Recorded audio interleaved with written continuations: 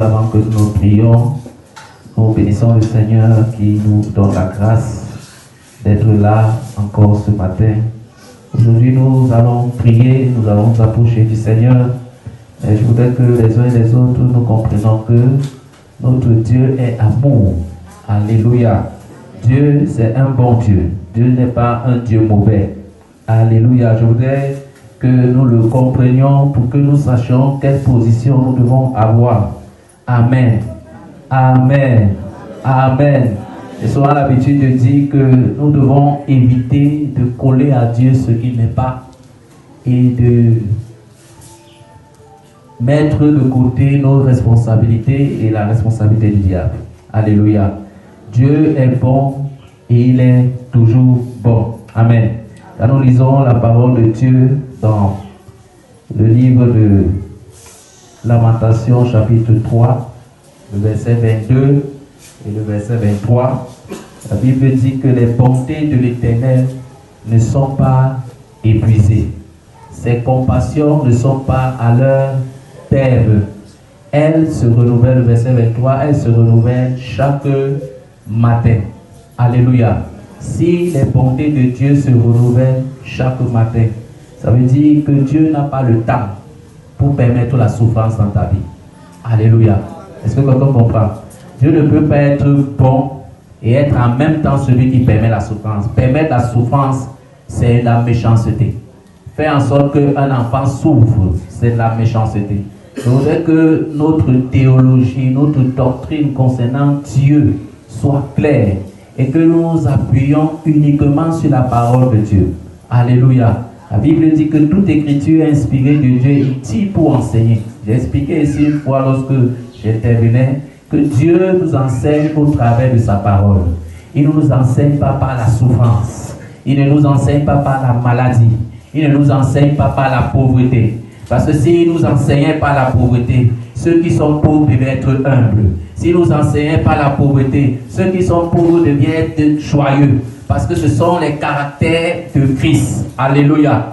Dieu ne nous enseigne pas par cela. Dieu, la Bible dit que toute écriture qui est inspirée de Dieu, qui n'est pas inspirée de l'homme, est utile pour enseigner. Si tu veux être enseigné, si tu dois être enseigné, Dieu va utiliser sa parole. S'il faut que tu sois convaincu du péché, il ne va pas permettre la maladie. Parce que beaucoup de personnes disent que c'est parce que j'ai péché que je suis... Non, Dieu n'est pas comme ça. Alléluia. Je voudrais que nous comprenions que si tu dois être convaincu, Dieu va utiliser la parole. Si tu dois être corrigé, Dieu va utiliser la parole. Il ne va pas utiliser l'accident pour te corriger. Il y a beaucoup de personnes qui ont dit ça là dehors. Dieu est un bon Dieu. Alléluia. Dieu n'a pas deux visages. Il n'a pas deux facettes. Alléluia. Nous devons cesser de croire que c'est un Dieu qui est dans les cieux et il a des manettes. Il a des manettes à un moment donné, quand tu te comportes comme ça, il t'oriente comme ça, il te piège. Donc Dieu n'est pas là pour piéger. Alléluia. Alléluia. Et nous avons clairement dans la parole de Dieu celui qui est responsable du mal. La Bible l'appelle le malin. Quelqu'un qui est responsable du mal, il l'appelle le malin. Et c'est le malin, c'est le diable. Alléluia.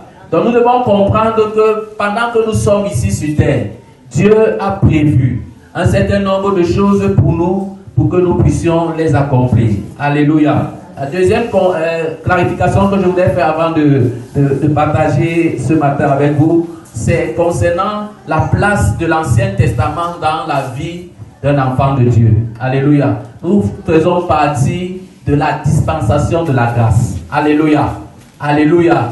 Donc notre modèle parfait, c'est Jésus. Alléluia. Donc si on veut regarder à quelqu'un, si on veut copier quelqu'un, c'est Jésus que nous devons copier. Alléluia. Ce n'est pas ses disciples. Ses disciples, on peut tirer des enseignements de leur vie et tout, mais le modèle par excellence, celui à qui nous devons nous assimiler, celui que nous devons ressembler, celui qui a fait tout pour nous, qui nous a donné une position, parce que grâce à lui, nous avons une position devant le Seigneur. Alléluia. La Bible dit que nous sommes assis avec Christ dans les lieux célestes. Alléluia. Donc, nous sommes au-dessus de tout ce que l'ennemi peut implémenter sur cette terre. Nous sommes au-dessus de cela. Et il dit, dans Hébreux chapitre 1, verset 1 à 2, et nous allons lire aussi le verset 3, pour que nous comprenions la transition entre l'Ancien Testament, l'ancienne alliance, et le Nouveau Testament, la Nouvelle Alliance. Alléluia. Alléluia. Je ne sais pas si lorsque tu as des vieilles chaussures que tu ne peux plus utiliser et qu'on t'achète de nouvelles chaussures, est-ce que tu vas continuer à utiliser les vieilles chaussures? Non. Tu vas porter les nouvelles chaussures. Tu vas porter les chaussures neuves.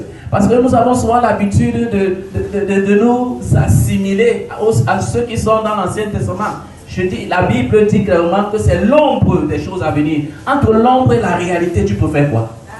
À la réalité, l'Ancien Testament, c'est l'ombre des choses à venir. Il y a beaucoup de personnes qui disent que je veux l'onction d'Élie. Non, tu n'as pas besoin de l'onction d'Élie. Tu as déjà l'onction de Jésus en toi. Alléluia. Quand tu ne reconnais pas cela, ça ne fonctionne pas. Nous devons commencer à marcher et à fonctionner tel que Dieu nous a positionnés. Alléluia. Hébreux chapitre 1, à partir du verset 1, la Bible dit que après avoir autrefois, à plusieurs reprises et de plusieurs manières, parlé à nos pères par les prophètes. Avant, dans l'Ancien Testament, l'Ancienne Alliance, il fallait que Dieu trouve des prophètes pour parler.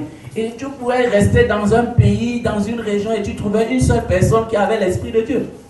Et l'Esprit de Dieu n'était pas permanent. Ça venait sur quelqu'un, après ça partait. Ça venait sur quelqu'un, il prophétisait, après ça partait. Ce n'est plus le cas pour nous. Alléluia. C'est pour cela que tous ces prophètes-là, alléluia, tous ces prophètes-là ont désiré être dans notre temps. Ont désiré voir le salut. Ils ont désiré voir le Sauveur. La Bible dit au verset 2, Dieu dans ces derniers temps nous a parlé par le Fils. Donc après, savoir autrefois, à plusieurs reprises et de plusieurs manières, parler à nos pères par les prophètes. Ça c'est l'Ancien Testament. Dieu dans ces derniers temps, ça c'est une transition vers le Nouveau Testament, là où nous sommes. Dieu dans ces derniers temps nous a parlé par le Fils qu'il a établi héritier de toutes choses, par lequel il a aussi créé le monde. Ce n'est pas comme si Jésus-Christ n'était pas au courant de tout ce qui s'est passé avant. Alléluia. Il est au courant de toutes ces choses et il connaît toutes ces choses. Hébreux 1, verset 3 nous dit, et qui, étant le reflet de sa gloire et l'empreinte de sa personne. Donc cela signifie littéralement que Jésus est le reflet de la gloire de Dieu. Alléluia. Jésus, c'est lui qui est le reflet de la gloire de Dieu. Et quand tu regardes cela et quand tu considères cela, tu dois comprendre que ta position, c'est ta position que Jésus-Christ t'a donnée. Alléluia. Alléluia. Aujourd'hui, je voudrais partager un peu sur connaître, accepter la volonté de Dieu.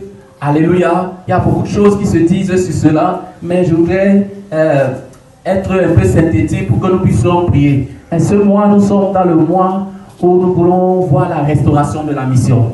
Et la mission, entre autres, c'est aller et prêcher la parole de Dieu, ramener les âmes. Alléluia. Et je bénis le Seigneur pour ces personnes qui ont donné leur vie à Jésus, qui se sont fait baptiser dans les eaux du baptême. C'est une bonne chose. Rassurez-vous que vous êtes remplis du Saint-Esprit pour que tout soit complet. Alléluia. Parce que la Bible dit qu'il y a 3 témoins. Alléluia. Il y a le sang, il y a l'eau et il y a l'esprit. Le sang représente la repentance. Tu t'es repenti de tes péchés. Tu t'es détourné de ta mauvaise vie. C'est ça le sang. Tu es passé par les eaux du baptême. C'est ça l'eau. Et maintenant il y a l'esprit. Et la Bible dit que les 3 sont d'accord. Alléluia. C'est pour ça que même lorsque quelqu'un est baptisé du Saint-Esprit avant le baptême de l'eau, il revient, il fait le baptême de l'eau. Parce que les 3 sont d'accord. Alléluia. Donc ce matin, je voudrais qu'on partage un peu sur connaître la volonté de Dieu pour qu'un certain nombre de clarifications. Vous savez, il y a tellement de choses que nous avons écoutées concernant la volonté de Dieu, faire ce que Dieu veut, accepter la volonté de Dieu. Vous savez, et je le redis toujours ici, alléluia, Dieu ne fait rien au-dessus, au-delà de sa parole. Amen. Et même Paul, l'apôtre Paul, lorsqu'il prêchait, il a dit à la plupart des disciples qui l'écoutaient que même si un ange venait à vous un autre évangile que ce que vous considérez que il est anathème, considérez qu'il est faux. Alléluia. Donc c'est pour dire que notre fondement, notre fondation doit être uniquement la parole de Dieu. Et je voudrais dire exactement la parole de Dieu. Alléluia. N'entrons pas dans les micmacs, dans ce que j'appelle les traditions humaines. Nous avons érigé beaucoup de traditions humaines qui font en sorte que la parole de Dieu ne fonctionne plus dans nos vies. Alléluia. Alléluia. Alléluia. Donc nous allons lire dans Romains chapitre 12. Je vais lire rapidement à partir d'ici. Romains chapitre 12. C'est un passage que nous connaissons. Je vais lire le verset 1 et le verset 2. La Bible dit, je vous exhorte donc frères, par les compassions de Dieu, à offrir vos corps comme un sacrifice vivant, saint, agréable à Dieu, ce qui sera de votre part un culte raisonnable. Alléluia. Nous savons que tout ce qui est culte fait référence au service, fait référence au service. Alléluia. 2. Ne vous conformez pas au siècle présent, mais soyez transformés par le renouvellement de l'intelligence, afin que vous discerniez quelle est la volonté de Dieu, ce qui est bon, agréable et parfait. Alléluia. Alléluia. Et il y a une version, la version parole de vie que je vous encourage aussi à voir pendant vos études bibliques. La Bible dit là-bas, pour ce passage, frères et sœurs chrétiens, Dieu est plein de bonté pour nous. Alors je vous demande ceci. Offrez-lui votre personne et votre vie. Alléluia. À ceux qui viennent de donner leur vie à Jésus-Christ et aux anciens. Offrez à Dieu votre personne. Offrez à Dieu votre vie. C'est le sacrifice réservé à Dieu. Alléluia. S'il y a un sacrifice qui est réservé à Dieu, c'est le sacrifice réservé à Dieu et qui lui plaît. S'il y a quelque chose qui plaît à Dieu, s'il y a quelque chose qui est réservé à Dieu, c'est-à-dire c'est quelque chose qui ne partage pas avec d'autres personnes, c'est ta vie, frère. C'est ta vie, ma soeur. Si ta vie n'est pas cette vie-là qui est réservée, ça veut dire que tu te préserves d'abord. Tu mets de côté tout ce qui peut être sale. Tu mets de côté tout ce qui ne peut pas être propre. Et tu te réserves pour Dieu. Verset 2 de cette version dit, ne suivez pas les coutumes du monde où nous vivons, mais laissez Dieu vous transformer en vous donnant une intelligence nouvelle. Alléluia. Ça veut dire que lorsque tu viens à Jésus-Christ, il y a quelque chose de nouveau qui est collé à toi, qui est affecté à toi, qui t'est rendu disponible pour que tu puisses vivre cette vie chrétienne comme Dieu voudrait que tu la vives. Alléluia. Ainsi, vous pourrez savoir ce qu'il veut. Comment vous pourrez savoir ce qu'il veut? C'est lorsque Dieu vous transforme en vous donnant une intelligence nouvelle. Quand il vous donne une intelligence nouvelle, ainsi vous pourrez savoir ce qu'il veut, ce qui est bon, ce qui lui plaît et ce qui est parfait. Alléluia. Je voudrais prendre point par point un certain nombre de choses par rapport à ce passage et commenter avec vous. Alléluia. Alléluia. Donc la première chose, c'est que nous devons offrir à Dieu notre personne. Nous devons offrir à Dieu notre vie. Quand on parle d'offrir à Dieu notre personne et notre vie, il ne s'agit pas d'aller nous tuer. Alléluia. Il ne s'agit pas d'aller donner notre sang. Jésus-Christ a déjà pourvu à cela. Vous savez, de façon générale, Dieu n'accepte pas les sacrifices humains. Amen. La seule fois où un être humain s'est offert, c'était avec, qui a une idée? Où un sacrifice humain a été offert. Jusqu'au bout. Parce qu'avec Isaac, Dieu a arrêté Abraham. Lui a dit que arrête, ne le fais pas. Parce que ce n'est pas la volonté de Dieu de donner les humains. Donc celui qui a fait cette erreur, c'est qui? Jephthé. Alléluia. Alléluia. Donc Jephthé, lorsque il rentrait d'une guerre, il a fait une promesse comme ça à Dieu que la première personne qui va sortir de sa maison, c'est cette personne-là qui va offrir. Alléluia. Et je voudrais nous dire ici que nous offrir à Dieu, ce n'est pas nous donner la mort. Alléluia. Et il n'y a pas un autre sacrifice. Il n'y a pas un autre sacrifice que le sacrifice de Jésus. Alléluia. Je me rappelle, il y a ce pasteur gourou au Kenya qui avait demandé aux chrétiens de jeûner jusqu'à mourir, jusqu'à ce qu'ils rencontrent Jésus. C'est parce que vous avez entendu parler de cette histoire-là. Dieu ne nous demande pas de faire cela. Alléluia. Il s'est déjà trouvé un agneau, il s'est trouvé cet agneau en la personne de Jésus-Christ. Et Jésus-Christ est l'agneau de Dieu qui ôte le péché du monde. Alléluia. Donc pour dire que Dieu veut que nous puissions vivre pour lui, parce que Jésus est mort pour nous, quoi de plus normal? Alléluia. Nous devons vivre par lui, nous devons vivre par Jésus-Christ. La Bible dit dans Galates chapitre 2, au verset 20, j'ai été crucifié avec Christ, et si je vis, Ce n'est plus moi qui vis, c'est Christ qui vit en moi. Donc si je vis maintenant dans la chair, je vis dans la foi, le Fils de Dieu qui m'a aimé et qui s'est livré lui-même pour moi. Donc Jésus qui s'est livré pour nous, alors il vit au travers de nous. Nous laissons notre vie entre les mains de Jésus et c'est ça qu'on appelle la nouvelle naissance. En naissant de nouveau, nous, en devenant enfants de Dieu comme nous l'avons lu, alléluia, cela veut dire que nous ne devons plus mener notre vie comme nous-mêmes nous voulons, mais comme le Seigneur veut que nous la menions. Alléluia. Ce n'est plus notre volonté que nous faisons, c'est la volonté de Dieu. Amen. Le sacrifice que nous devons faire à Dieu, la Bible dit qu'il n'y a pas plus de grand sacrifice que de donner sa vie pour ses amis. Donner sa vie pour ses amis, c'est la manifestation de l'amour. Gloire à Jésus-Christ. Et dans Marc chapitre 4, la Bible dit au verset 36, toutes choses te sont possibles, éloigne de moi cette coupe. Lorsque Jésus parlait de son sacrifice. Alléluia. Alléluia. Et il a accompli ce sacrifice-là pour nous. Il a donné sa vie pour nous, pour que nous puissions vivre au travers de lui. Et si nous vivons au travers de lui, nous sommes en train d'accomplir la volonté de Dieu. Alléluia.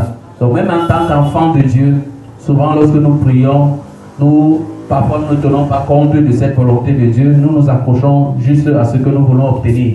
Ici, la volonté de Dieu réside déjà dans le fait que nous sommes en Jésus-Christ. Alors, quelqu'un qui n'est pas en Jésus-Christ n'est pas déjà dans la volonté de Dieu, ne peut pas être renouvelé, il ne peut pas avoir la pensée renouvelée, il ne peut pas avoir l'intelligence nouvelle. Alléluia. Et c'est ce qui est difficile pour ce genre de personnes. La deuxième chose que nous retenons de ce passage, c'est que nous ne devons pas suivre les coutumes de ce monde. Alléluia. Et parfois, lorsque nous parlons du monde, les gens pensent que c'est forcément ce qui marche là. Alléluia. Le monde, c'est tout ce qui est en dehors de Dieu. Amen. Le monde, c'est tout ce qui est en dehors de Dieu. Tout ce qui est dans nos sociétés, les sociétés où il n'y a pas Christ, tout ce qui est dans les familles. Parfois, nous avons des coutumes, des manières de faire des choses. Et même dans l'église, nous avons des coutumes, des manières de faire des choses qui ne sont pas bibliques, qui ne viennent pas de Dieu. Alléluia. Et c'est pour cela que Paul disait dans 1 Corinthiens chapitre 14, verset 16, je vous en conjure donc, soyez mes imitateurs. Amen. Ce que nous devons imiter, c'est le modèle de Jésus. C'est-à-dire que nous devons rechercher ce que Jésus a fait, rechercher l'attitude de Jésus, rechercher le comportement de Jésus, rechercher la vie de Jésus et la copier, la coller dans nos vies. Alléluia. C'est ce que nous devons faire. Nous ne devons pas chercher autre chose. Soyez mes imitateurs comme je le suis moi-même de Christ. Amen. Soyez tous mes imitateurs, frères, et portez les regards sur ceux qui marchent selon le modèle que vous avez en nous. Donc, on peut regarder quelqu'un qui marche comme Jésus.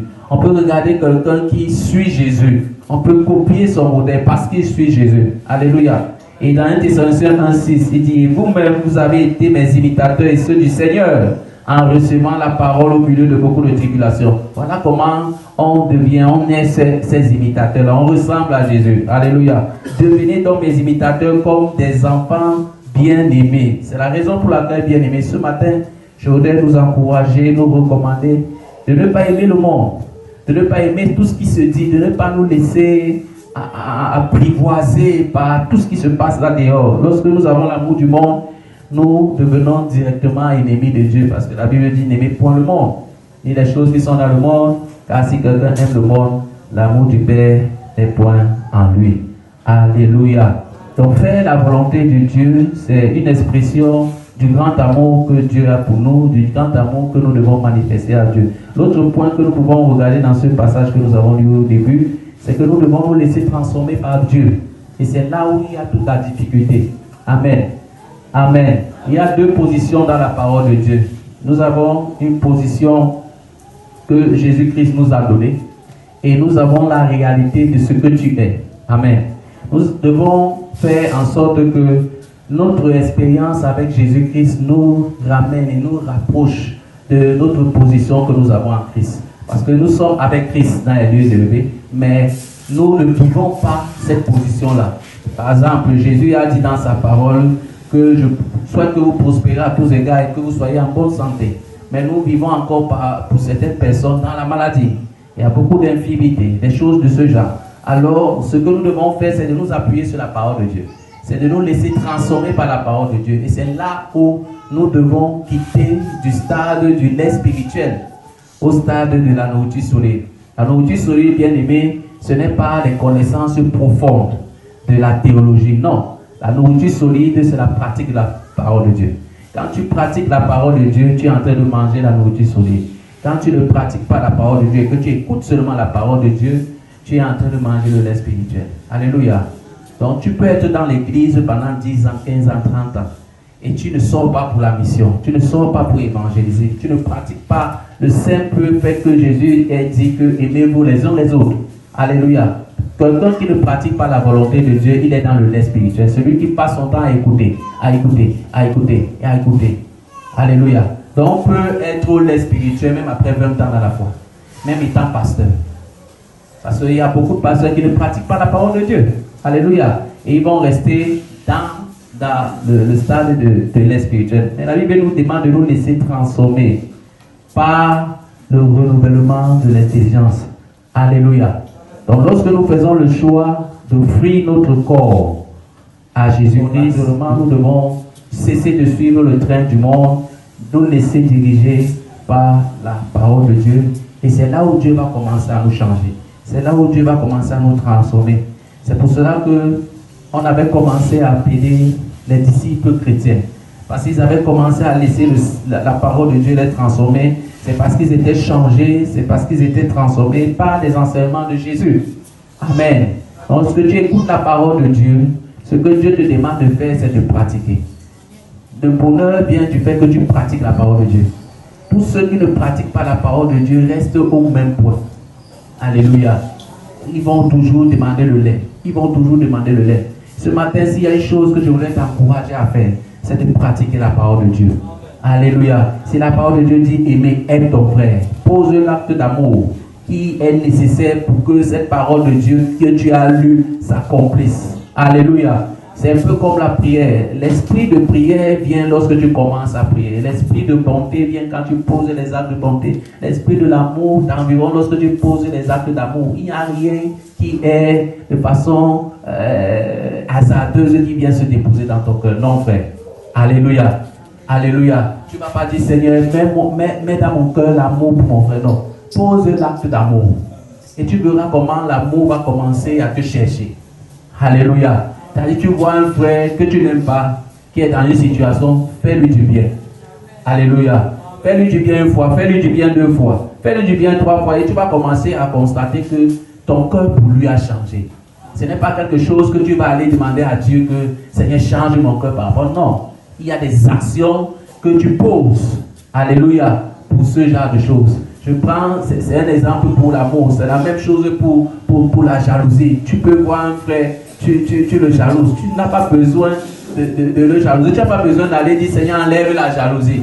Pose les actes qui vont dans le sens contraire de cette jalousie-là. Commence à aimer ce frère. Commence à désirer qu'il parte loin, plus que ce qu'il est actuellement. Et c'est comme ça que la jalousie va comprendre qu'il n'a plus rien à faire dans ton cœur. Alléluia. Donc laissez-nous transformer par Dieu. Ça veut dire que tu écoutes la parole de Dieu. Tu ne discutes pas la parole de Dieu, tu fais la parole de Dieu. Nous devons être des faiseurs de la parole de Dieu. Des gens qui appliquent la parole de Dieu. Nous ne devons pas être des chrétiens de parole. Les chrétiens devons être des chrétiens d'actes. L'acte c'est fait. Alléluia. L'acte c'est fait. Il y a tellement de commandements que Jésus a donné, que ce soit dans l'Ancien Testament, que ce soit dans le Nouveau Testament. Et il nous a fait la grâce d'avoir le résumé. Aime Dieu de tout ton cœur, de toute ton âme, de toute ta force. Et aime ton prochain comme toi-même. Et ça, c'est les actes que tu poses chaque jour pour refléter cela. Alléluia. Et c'est ce qui va nous arriver si nous laissons le Saint-Esprit accomplir ses œuvres au travers de nous, nous diriger, nous conduire. Alléluia. Nous avons besoin de la transformation. Nous avons besoin d'être changés. Vous savez, beaucoup de personnes viennent à l'église, ils sortent, ils viennent, ils sortent, ils viennent, ils sortent. Ce n'est pas ce que Dieu veut. Dieu veut le changement. Dieu veut voir les transformés. Dieu veut voir des personnes qui ont écouté la parole de Dieu et qui sont en train de faire la parole de Dieu. Alléluia. Il veut voir les personnes qui ont écouté la parole de Dieu, les enseignements, les prédications, les exhortations et qui sont en train de l'appliquer chaque jour. Alléluia. C'est pour ça que je dis, chaque fois que tu écoutes un une prédication dimanche, n'attends pas un autre jour pour appliquer. Dieu ne donne pas des enseignements pour rien. Dans tous ces enseignements, il y a quelque chose que tu dois en tirer et il veut que tu tires cela et que tu appliques cela dans ta vie de chaque jour. Alléluia. Et chaque jour, nous devons nous soumettre à l'Esprit de Dieu. Se soumettre à l'Esprit de Dieu, c'est se soumettre à la parole de Dieu. C'est-à-dire que tu as tes pensées, tu as ta façon d'être, mais tu dis que non, je me soumets à l'Esprit de Dieu. L'Esprit de Dieu dit dans sa parole ceci, je vais faire ça, même si ça ne me plaît pas. C'est ça, se soumettre. Et quand tu ne le fais pas, tu es dans la désobéissance. Et quand tu désobéis à Dieu, c'est difficile que Dieu te parle. C'est difficile que ton esprit, ton intelligence soit encore renouvelée. Alléluia. C'est comme ça que les choses fonctionnent avec Dieu, aussi simplement que ça. Amen. Amen. Comment Dieu va-t-il nous transformer? Dieu va nous donner une intelligence nouvelle. Une intelligence nouvelle. La transformation, le grec parle de métamorphose. C'est-à-dire qu'il y a une métamorphose, il y a un changement opéré qui est irréversible. Quand Dieu commence à te changer, tu ne rentres plus en arrière. C'est pour ça que je dis, bien-aimés dans le Seigneur, nous avons besoin d'être changés. Nous avons besoin d'être convertis. Parce que si tu n'es pas converti, tu ne peux pas convertir les gens dehors. Les gens peuvent venir parce que peut-être ils voient un bâtiment. Les gens peuvent venir peut-être parce qu'ils voient des personnes qui s'habillent bien et ainsi de suite. Mais ils peuvent venir et repartir. Mais s'ils viennent et ils voient des personnes changer, ils peuvent rester parce qu'ils voient des personnes changer. Alléluia. Ne dis pas d'ailleurs que tu es chrétien. Dis que tu es changé. Alléluia. Si c'est une réalité dans ta vie, dis que je suis changé, je suis transformé. Parce que chrétien, c'est souvent un mot qui est un peu vide. Mais dis que je suis changé. Quand tu vas dire je suis changé, on va dire que tu étais d'abord quoi? Tu vas dire j'étais un bandit, maintenant je ne suis plus un bandit. Ça devient intéressant. Tu vas dire j'étais un menteur, je ne peux plus mentir. Ça devient intéressant. Tu vas dire que j'étais quelqu'un de violent, maintenant je ne suis plus violent. Ça devient intéressant. Tu vas dire qu'avant je pouvais détourner les choses dans le chantier, maintenant je ne le fais plus. Ça devient intéressant. Parce que Dieu a besoin des hommes et des femmes qui sont changés. Alléluia. Il y a besoin des hommes et des femmes qui sont amour. Des personnes avant qui pouvaient développer la haine, maintenant tu développes la haine. Alléluia. Même si tu es au marché, tu vois d'autres personnes, tu vois d'autres femmes. Gloire à Jésus-Christ. Tu n'entres pas dans le groupe des personnes qui font le gros ça, qui font toutes ces mauvaises choses qui n'honorent pas le Seigneur. Alléluia. Comment Dieu va te transformer? C'est par le renouvellement de l'intelligence. Amen. Une chenille qui devient papillon, c'est une transformation.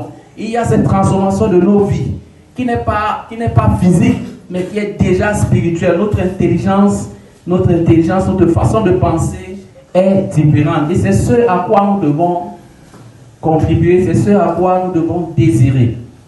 Gloire à Jésus-Christ. Et lorsque cette transformation se fait, nous commençons à avoir le discernement. Nous commençons à voir comme Dieu voit. Nous commençons à parler comme Dieu parle. Alléluia.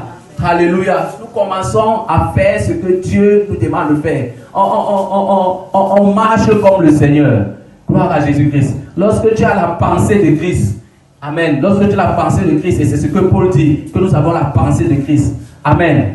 Amen. Parce qu'il y a beaucoup de personnes qui disent que non, on ne peut pas tout savoir. Donc quand tu as la pensée du Seigneur, tu peux tout savoir. Concernant le Seigneur. Alléluia. Appliquons-nous à la parole de Dieu. Appliquons-nous à l'obéissance et à la pratique du Seigneur. C'est ça qui va nous élever vers le Seigneur, qui va nous faire nous rapprocher de lui. Alléluia. Nous faire connaître qui nous sommes. Amen. Et lorsque tu as la pensée de Christ, lorsque tu dois aller évangéliser, tu sors pour évangéliser. Tu n'as pas besoin d'écouter une autre voix spéciale où Dieu va dire que mon fils, va prêcher dans tel quartier. Non, tu parles. La Bible a déjà dit dans sa parole, allez partout le monde. S'il y a une place où tu n'es pas encore allé, pars là-bas. Alléluia. C'est déjà la volonté parfaite de Dieu. Partout dans le monde. Donc si on t'appelle pour prêcher quelque part, tu pars. Tu n'as pas besoin de connaître, d'avoir une autre parole de Dieu. Non. Il a déjà dit dans sa parole, allez. Est-ce que Dieu n'a pas dit d'aller? Est-ce que Jésus ne nous a pas demandé d'aller? Allons, frère. Allons, frère. Cessons d'attendre une autre volonté de Dieu. Cessons d'attendre une autre parole de Dieu. Non, il a dit allez. Si vous avez parcouru le monde, alors là vous revenez, tu dis à Dieu que j'ai parcouru le monde, maintenant je pars. Alléluia. Alléluia. Personne d'entre nous n'est venu dans ce monde au hasard. Il y a quelque chose que Dieu a prévu pour toi. Je dis bien pour toi. Alléluia. Il y a des choses que Dieu veut faire avec toi. Je dis avec toi de façon individuelle. Et tant que tu ne te laisses pas transformer par le renouvellement de l'intelligence, ça sera difficile pour Dieu de t'écouter. Et ce matin, cet après-midi, pendant que nous serons en train de prier, c'est mon désir pour toi. Que tu regardes à Jésus. Le fait de ne pas connaître la volonté de Dieu, qui est écrit déjà dans la parole de Dieu, ça rend difficile les choses pour nous et ça nous fait perdre beaucoup de temps. Il y a beaucoup de personnes qui sont en retard parce que ce qui est dans la Bible, ils ne l'ont pas fait. Ils ne s'attendent pas à Dieu au travers de la parole de Dieu. Alléluia. Et Dieu veut se concentrer sur les personnes qui s'attendent à lui. Alléluia. Notre exemple, comme je le disais, c'est Jésus-Christ. Il connaissait la volonté de Dieu. Il savait ce qui devait être fait. Dans Jean chapitre 6, versets 14 à 15, il dit, ces gens ayant vu le miracle que Jésus avait fait, disaient, celui-ci est vraiment le prophète qui doit venir dans le monde. Mais Jésus, sachant qu'il allait venir l'enlever pour le faire voir, se retira. Vous savez, Jésus connaissait la volonté de Dieu depuis sa tendre enfance. Et ça peut être ton partage.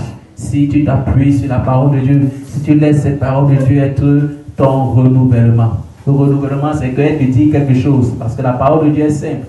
Vous savez, si la parole de Dieu n'était pas simple, Jésus n'allait pas dire que ceux qui vont aller au ciel sont des personnes qui ont le cœur comme les petits enfants. Alléluia. Si la parole de Dieu était compliquée, ça ne devait pas être des personnes simples comme Pierre et Jean. La Bible dit que ce sont des personnes qui n'avaient pas une grande éducation. Mais c'est à eux que Jésus-Christ a confié ce message. Ça veut dire que ce message est simple.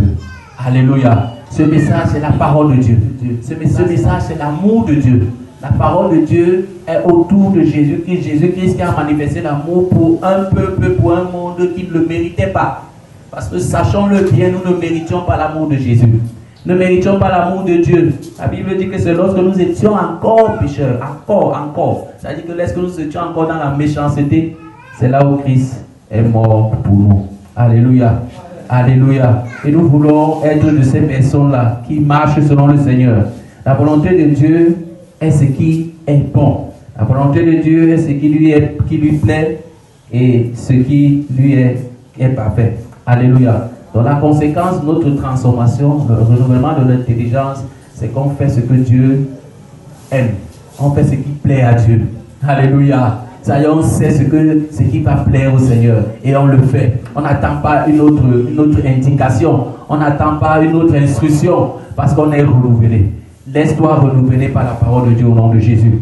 Laisse que ton intelligence soit renouvelée par la parole de Dieu au nom de Jésus. La volonté de Dieu, c'est que tu fasses ce qui est bon. Voilà les critères. Ce qui est bon, parfait. Alléluia. Bon, parfait.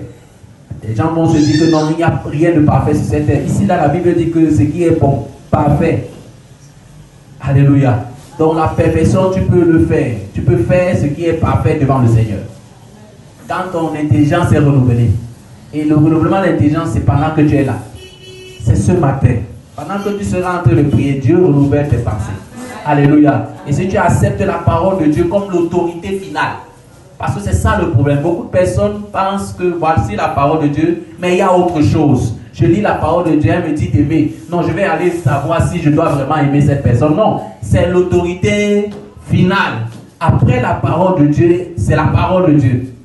Avant la parole de Dieu, c'est la parole de Dieu.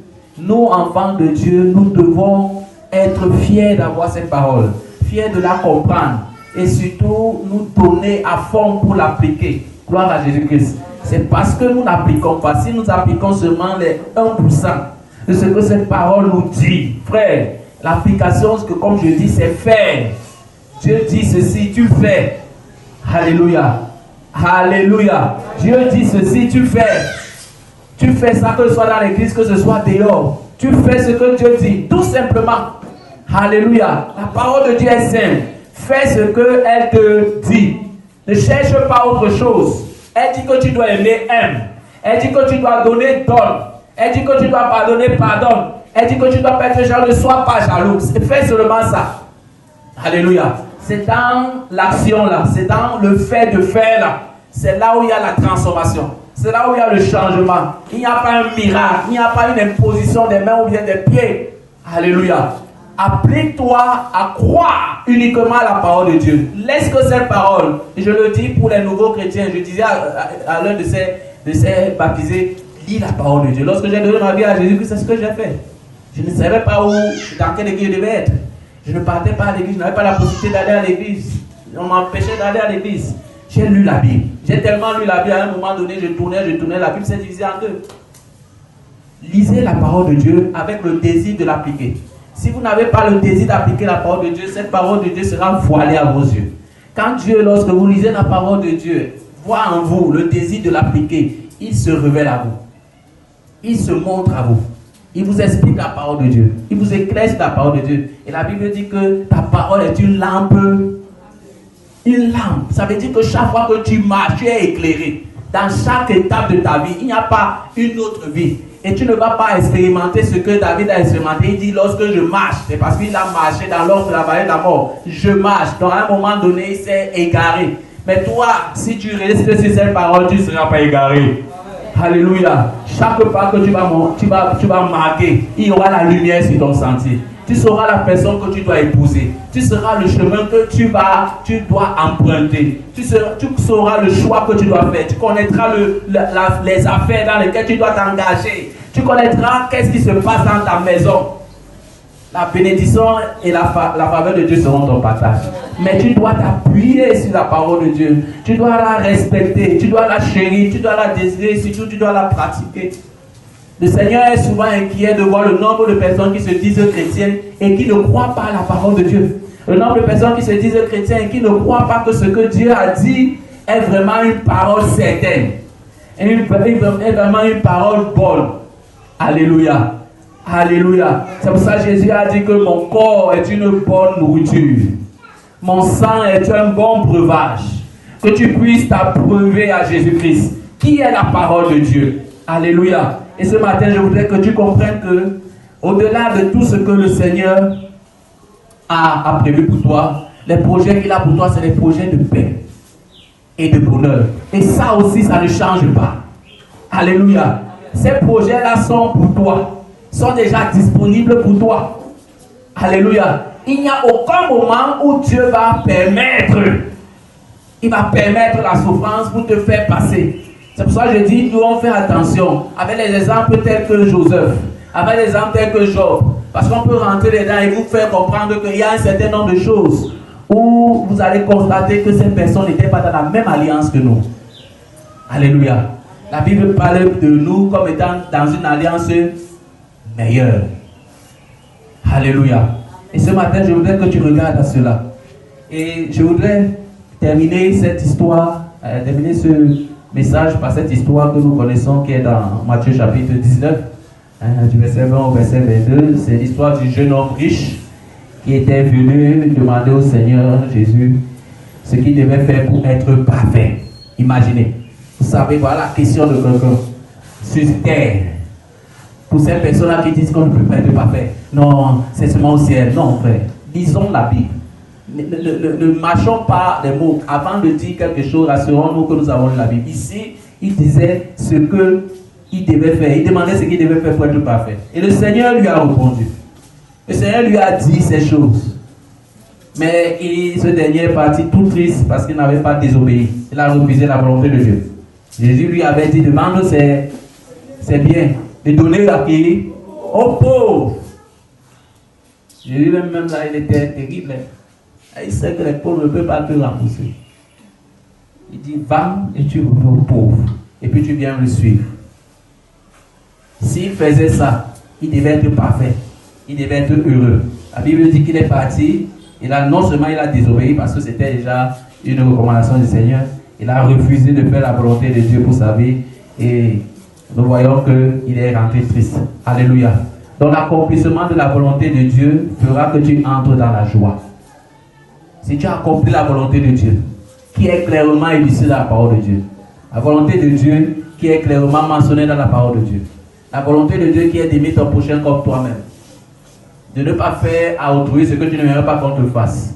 Parce que ce sont les principes que nous allons utiliser lorsque Jésus reviendra pendant le millénaire et que nous serons en train de régner avec lui. Est-ce que vous savez que vous allez régner avec Jésus?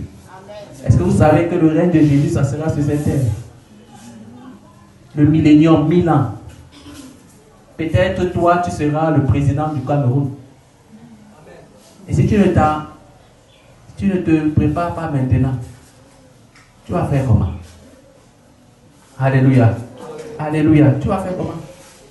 Vous savez, il y a beaucoup de personnes qui ne savent pas cela. Que Jésus-Christ, lorsqu'il va revenir avec les saints. Après l'enlèvement, après le retour effectif de Jésus sur terre, pour l'Armageddon, après l'Armageddon, nous aurons le millénium. Et le millénium, ça va se passer sur cette terre. Avec les pays qui seront là. La Bible dit que Jésus régnera avec les saints. Les 12 disciples vont juger Israël. Les 12 tribus d'Israël. Et nous allons régner avec Jésus. Tu seras ministre quelque part. Est-ce que tu es prêt pour cela? Est-ce que quand quelqu'un va venir là, il va faire quelque chose qui va t'énerver? Tu vas dire que toi, tu commandes contre Dieu.